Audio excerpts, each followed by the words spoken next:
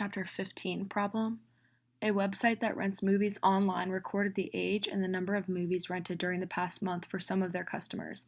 The data are shown below, and the best fitting regression line has b sub 0 equals 22.082 and b sub 1 equals negative 0.329.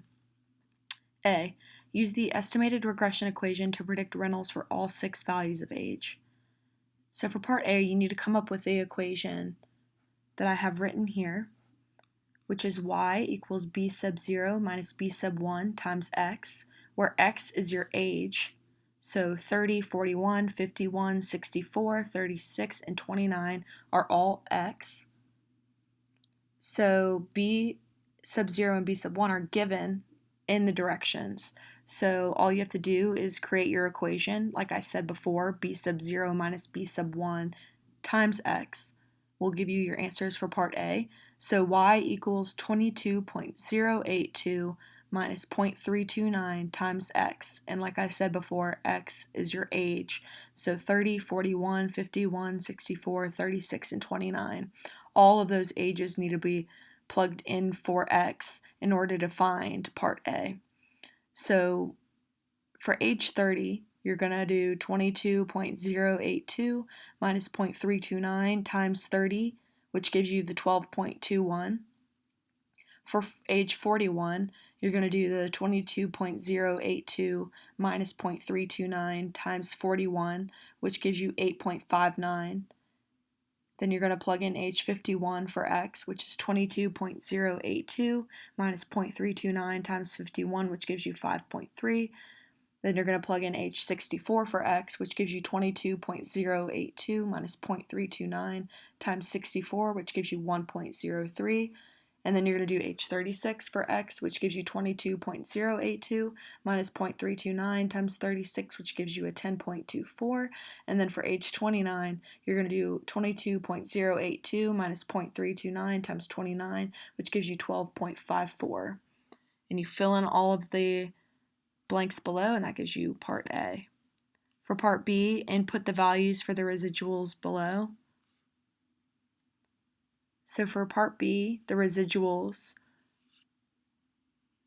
have an equation. So the equation for the residuals is E equals Y minus Y hat. Y is the observed value of rentals, and Y hat is the predicted value for rentals at a given age. So what you basically want to do is subtract the given amounts from the predicted values. So the expected values from the predicted values. So you use the age 30, which is 13, which is given up here, and you subtract that from what we found for part A, what you implemented into your equation. So you're going to subtract the 13 from the 12.21, which gives you a 0.79. Then you're going to subtract the 7 from the 8.59, which gives you a negative 1.59. Then you're going to subtract the 6 from the 5.30, which gives you a 0.7, the 1 from the 1.03, which gives you a negative 0.03, the 11 from the 10.24, which gives you a 0.76, and the 12 from the negative 0.54, which gives you, or the 12 from the negative 12.54, which gives you a negative 0.54.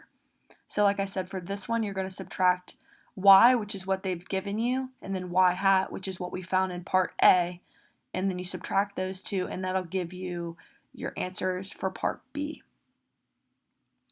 For part C, what is the residual standard deviation? In order to find the residual standard deviation, I've written the equation here, and what you want to do is you're going to plug in everything into this equation. So you take what we found in part B, which is what was given you from what we found in part A, and you plug it into the equation for E. So your 0.79, your negative 1.59, your 0.7, your negative 0.03, your 0.76, and your negative 0.54 are all going to be plugged in for E in this equation. So you're going to do the square root of 0.79 squared plus a negative 1.59 squared plus a 0.7 squared plus a negative 0.03 squared plus a 0.76 squared plus a negative 0.54 squared, all divided by n minus 2. And n is the number of ages given, which are 6, minus 2, which is 4. So you divide that entire equation by 4, and that should give you the residual standard deviation of a 1.062. And for part C, I would definitely suggest that you put in the parentheses where I have in this equation, because if you just enter it into your calculator as is without the parentheses, you'll get the wrong answer.